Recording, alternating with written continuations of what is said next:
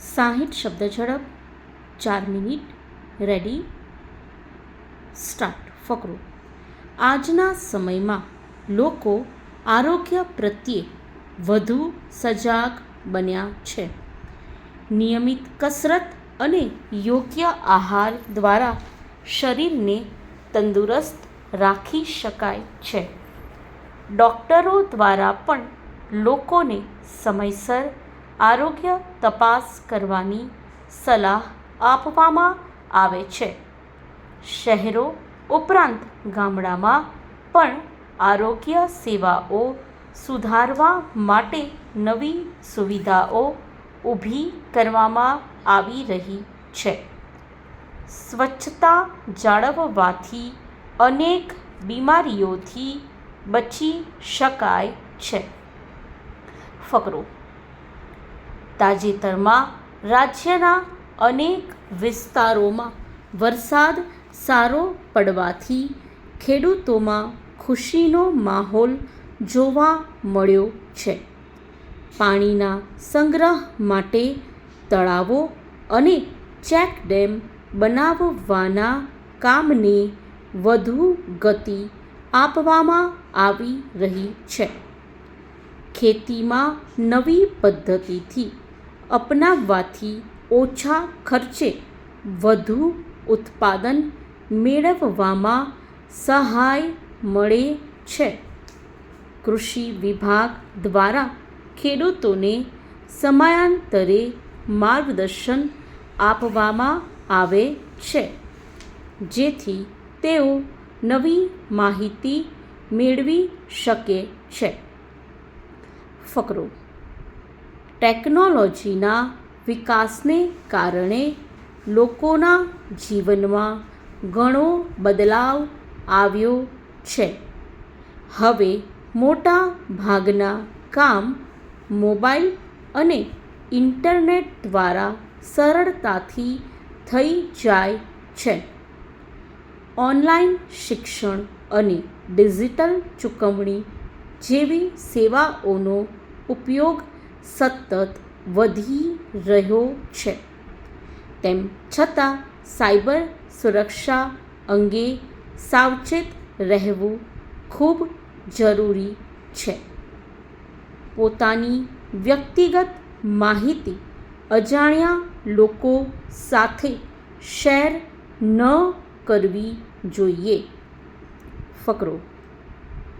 પર્યાવરણનું રક્ષણ કરવું દરેક નાગરિકની જવાબદારી છે. વૃક્ષોનું મહત્ત્વ સમજાવી લોકોને વધુમાં વધુ વૃક્ષારોપણ કરવા પ્રોત્સાહિત કરવામાં આવે છે.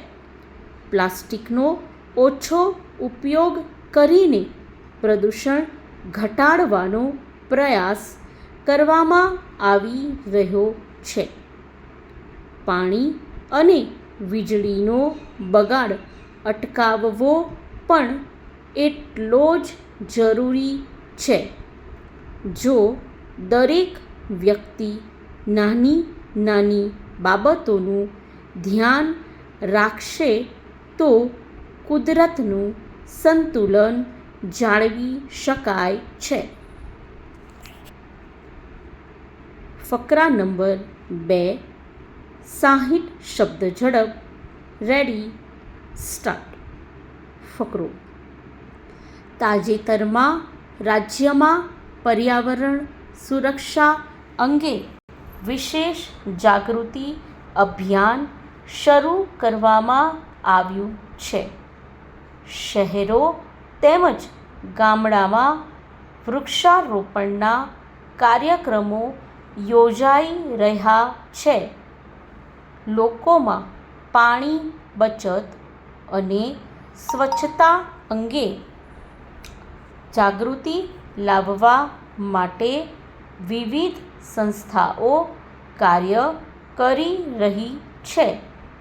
વિદ્યાર્થીઓ પણ આ અભિયાનમાં ઉત્સાહપૂર્વક ભાગ લઈ રહ્યા છે.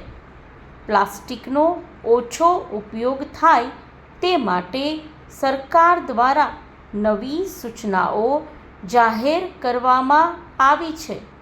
જો દરેક વ્યક્તિ પોતાની જવાબદારી સમજીને કુદરતનું રક્ષણ કરશે તો આવનારી પેઢીને સ્વચ્છ અને સુરક્ષિત પર્યાવરણ મળી રહેશે.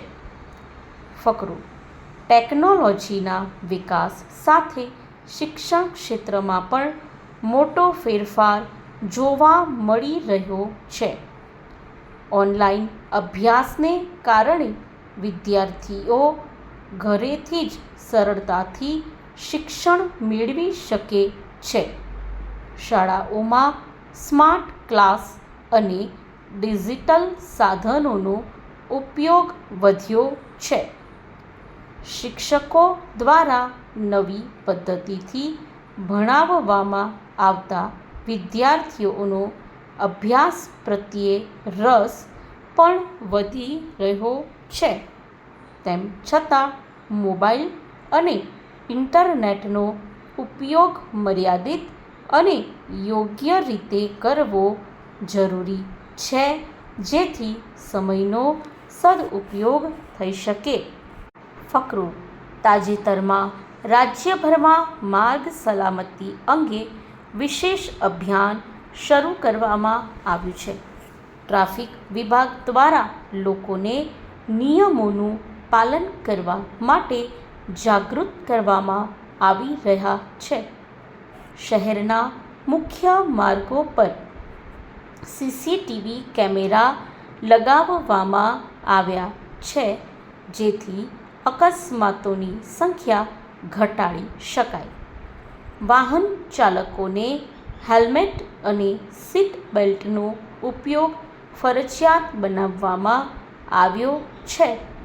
શાળાઓ અને કોલેજોમાં પણ ટ્રાફિક જાગૃતિ કાર્યક્રમ યોજાઈ રહ્યા છે, જેમાં વિદ્યાર્થીઓને માર્ગ સુરક્ષાનું મહત્ત્વ સમજાવવામાં આવે છે. ફકરો. રાજ્યના અનેક વિસ્તારોમાં ઉદ્યોગોના વિકાસને કારણે રોજગારીની નવી તકો ઊભી થઈ રહી છે. નાના અને મધ્યમ ઉદ્યોગોને પ્રોત્સાહન આપવા માટે સરકાર દ્વારા સહાય યોજનાઓ જાહેર કરવામાં આવી છે. યુવાનોને સ્વરોજગાર માટે તાલીમ અને લોનની સુવિધા આપવામાં આવે છે. મહિલાઓ પણ હવે વિવિધ ક્ષેત્રોમાં આત્મનિર્ભર બનવા માટે આગળ આવી રહી છે. સ્ટોપ.